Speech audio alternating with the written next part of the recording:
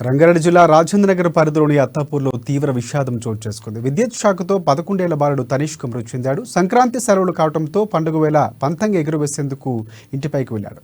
ఈ క్రమంలోనే పతంగి విద్యుత్ వైర్లకు తగిలి కరెంట్ షాక్తో బాలుడు అక్కడికక్కడ మృతి చెందాడు. విషయం తెలుసుకున్న పోలీసులు ఘటనా స్థలానికి చేరుకుని కేసు నమోదు చేసుకుని దర్యాప్తును ప్రారంభించారు.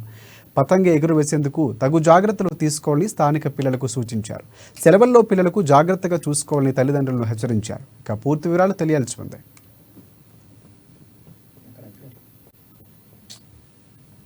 బాగున్నాడు బాబు.